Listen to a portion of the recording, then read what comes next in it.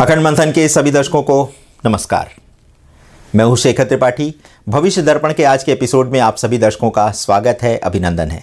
जैसा कि आप देख रहे हैं कि चीन में कोरोना के ओमिक्रॉन वायरस ने भारी तबाही मचाई है और ऐसी आशंका है कि पिछले एक सप्ताह में ही वहां 10 लाख से अधिक लोगों की मृत्यु हो चुकी है। तो आज के एपिसोड में हम आपको आने वाली महामारियों के विषय में सचेत करने जा रहे हैं।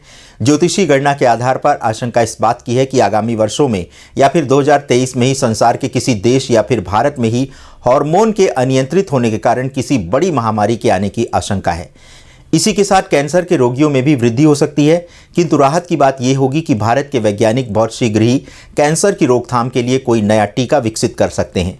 जैसे जैसे वायु प्रदूषण बढ़ेगा और वातावरण में जहरीली गैस फैलेगी, वैसे वैसे भारत में ऑफिस और घरों में ऑक्सीजन पाने के लिए नए संयंत्र की भी स्थापना करनी पड़ सकती है, क्योंकि पर्यावरण प्रदूषण के कारण आगामी वर्षों में वातावरण में ऑक्सीजन की कमी हो सकती है।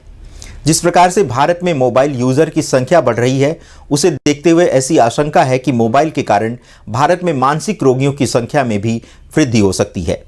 ये वृद्धि एकाएक बढ़ेगी जिसे डॉक्टरों के लिए संभालना मुश्किल होगा। इसी के साथ भविष्य में भारत में मधुमेह रोगियों की संख्या में भी कमी आएगी। यदि किसी दो देशों में रासायनिक युद्ध आरंभ हुआ तो आशंका इस बात की है कि नदियों के जल को रासायनिक हथियार के रूप में परिवर्तित कर दिया जाए, जिसके परिणाम स्वरूप धरती का अधिकांश जल जहरीला हो जाएगा और पीने के पानी के लिए युद्ध करना पड़ेगा।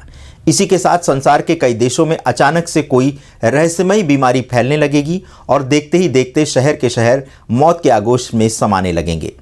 इस बीमारी के कारणों का पता लगाते लगाते आधे से अधिक जनसंख्या मौत के मुंह में समा जाएगी। इसी के साथ हाई ब्लड प्रेशर के रोगियों की संख्या में भी वृद्धि होने की आशंका है। सौंदर्य प्रसाधनों के सामानों के प्रयोग से भी त्वचा संबंधी रोग फैलने के कारण बड़ी संख्या में सौंदर्य प्रसाधन के सामान का बहिष्कार भी आगे किया जा सकता है। इसी के साथ दूसरे देशों के नागरिकों के अनुपात में भारतीय नागरिकों की रोग प्रतिरोधक क्षमता में भी भारी वृद्धि हो सकती है, यानी दुनिया के दूसरे लोगों की तुलना में भारत में कम रोगी देखने को मिलेंगे। मंकी पॉक्स जैसी महामारी 2023 में पुनः जोर पकड़ सकती है और हो सकता है कि ये वायरस हवा के माध्यम से वातावरण में फैलने लगे। आगामी वर्षों में तनाव के कारण भारतीयों में दिल के रोगियों की संख्या में भी वृद्धि हो सकती है। कोरोना वैक्सीन के विपरीत प्रभाव के कारण भी हृदय रोगियों की संख्या में वृद्धि होने की आशंका है। 2023 में किसी महामारी के लक्षणों को लेकर विश्व स्वास्थ्य संगठन द्वारा दुनिया के देशों में कुछ भ्रामक जानकारी फैलाई जा सकती है। आगामी 10 वर्ष या उससे थोड़े अधिक समय में मानव जीवन शैली में भी बहुत बड़ा परिवर्तन आने वाला है। इसी के साथ 2023-24 में संसार के कुछ देशों में एक नया वायरस फैल सकता है, जो कि चिकित्सा वैज्ञानिकों के लिए एक बड़ी चुनौती साबित होगा। संसार के देशों में कुछ ऐसी महामारी फैलेगी जिसके कारण लोग मांसाहार का सेवन छोड़ देंगे और संसार में शाकाहारियों की संख्या में तेजी से वृद्धि होने लगेगी। इसी के साथ मधुमेह यानी डायबिटीज के रोगियों को लाभ पहुंचाने के लिए वैज्ञानिक कोई नया टीका या इलाज खोज सकते हैं। आने वाले समय में भारत में आयुर्वेदिक और नेचुरोपैथिक डॉक्टरों की मांग बढ़ने वाली है। भारत के खाद्य वैज्ञानिक ये प्रयास कर रहे हैं कि वनस्पति में जेनेटिक बदलाव करके आने वाली कई महामारियों की संख्या में कमी लाई जाए या फिर उन्हें फैलने से रोका जा सके। ऐसी भी आशंका है कि ई सिगरेट के प्रयोग से मानव के अंदर कोई प्राणघातक रोग उत्पन्न हो सकता है। इसी के साथ जो लोग सिल्वर फॉइल का प्रयोग भोजन को गर्म रखने के लिए करते हैं, ऐसे लोगों में भी सिल्वर फॉइल के प्रयोग से कोई नया रोग उत्पन्न हो सकता है। तो दर्शकों, ये थी स्वास्थ्य संबंधी भविष्यवाणी।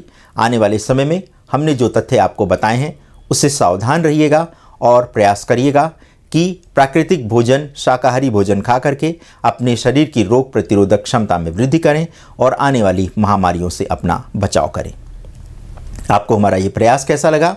आप अपनी राय हमारे व्हाट्सएप नंबर 7905414965 पर दे सकते हैं। इसके अतिरिक्त यदि आप हमें विस्तार से लिखना चाहते हैं तो उसके लिए आप हमारी ईमेल आईडी akhandmanthan@gmail.com पर भी अपने संदेश प्रेषित कर सकते हैं। धन्यवाद दर्शकों, आपने इतना बहुमूल्य समय हमें प्रदान किया, इसके लिए हम आपके हृदय से आभारी रहेंगे, ऋणी रहेंगे। नमस्कार।